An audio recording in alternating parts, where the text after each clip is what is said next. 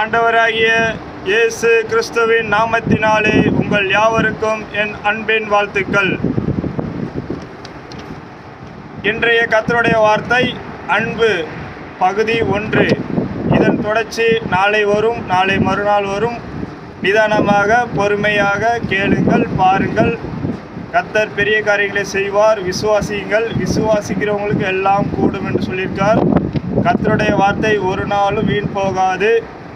பொறுமையாக நிதானமாக கர்த்தருடைய வார்த்தையை முழுமையாக பாருங்கள், கேளுங்கள். இப்பொழுது சிறிய பாடலை பாடிவிட்டு கர்த்தருடைய வார்த்தைக்குள்ளே போகலாம். அன்பே பிரதானம் சகோதர, அன்பே பிரதானம். பண்புறு ஞானம் பரம நம்பிக்கை இன்ப விசுவாசம் இவைகளில் எல்லாம் அன்பே பிரதானம் சகோதர, அன்பே பிரதானம். பண்புறு ஞானம் பரம நம்பிக்கை இன்ப விசுவாசம் இவைகளில் எல்லாம் அன்பே பிரதானம் சகோதர, அன்பே பிரதானம்.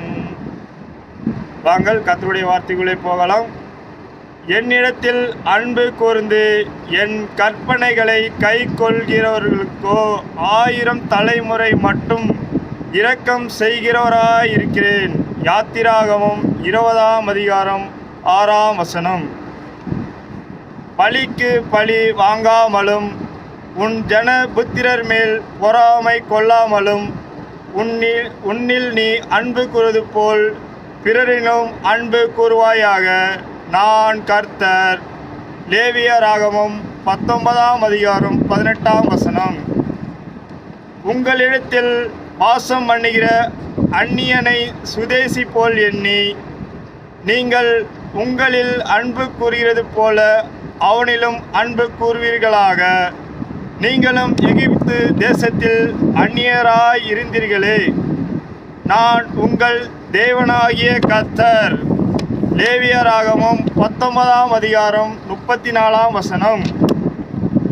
அவர் உன் பிதாக்களில் அன்பு கூர்ந்தபடியால் அவர்களுடைய பின் சந்ததியை தெரிந்து கொண்டு. உபாகமம் 4ஆம் அதிகாரம் 37ஆம் வசனம்.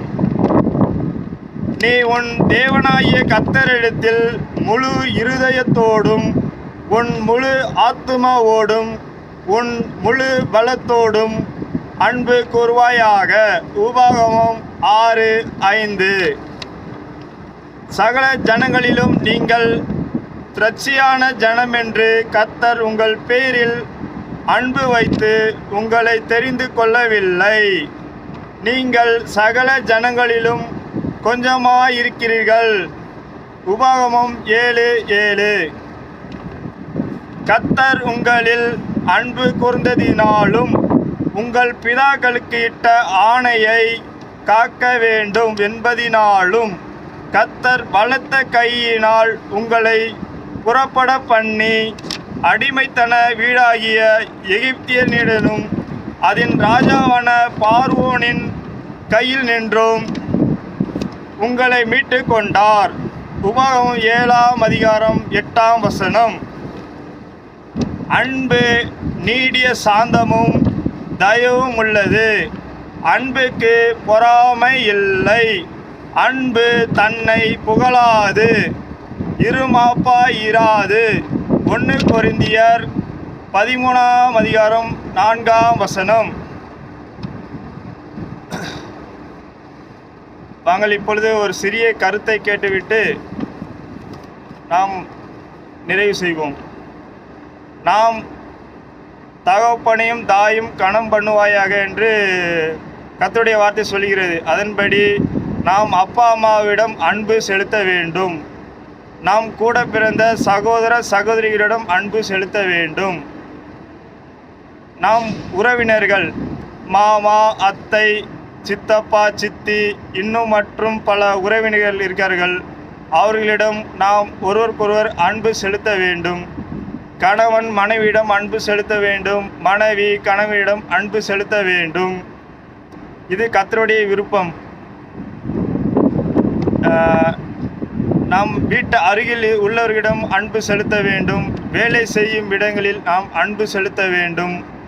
இப்படி செலுத்துவதனால் கர்த்தருடைய மகிமை பெரிதாய் விளங்கும்.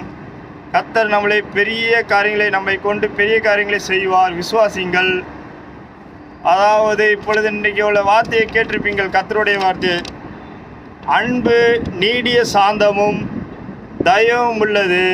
அன்புக்கு பொறாமை இல்லை. ஒருவர் மேலும் நம்மளுக்கு பொறாமை தேவையில்லை. ஒருவர் மேல் நமக்கு தயவு உண்டாகட்டும், சாந்தமும் உண்டாகட்டும். அன்பு தன்னை புகழாதுன்னு சொல்கிறாரு. நம்மளை நாம் புகழக்கூடாது, புகழாமல் இருப்போம். இருமாப்பாவும் இருக்க வேண்டாம். இன்றைக்கி அநேகர் வாழ்க்கையில் பார்த்திங்கன்னா, கணவன் மனைவி வாழ்க்கையில் பார்த்திங்கன்னா இருமாப்பா இருப்பாங்க. கணவன் ஒன்றுமே செய்ய மாட்டேங்கிறாரு, ஒன்றுமே பேச மாட்டேங்கிறான்னு இருமாப்பா இருப்பாங்க. அதேமாரி இருமாப்பா இராமல் கர்த்தர் சொன்ன வார்த்தை நாம் கேட்போம். கணவர் இருமாப்பா இருந்தால் மனைவி கர்த்தர் சொன்னபடி அன்பு செலுத்த கடவாய். மனைவி இருமாப்பா இருந்தால் கணவன் அன்பு செலுத்த கடவீர்கள். இப்படி நாம் ஒருவருக்கொருவர் அன்பு செலுத்துவதால் கர்த்தருடைய மகிமை பெரிதாய் விளங்கும்.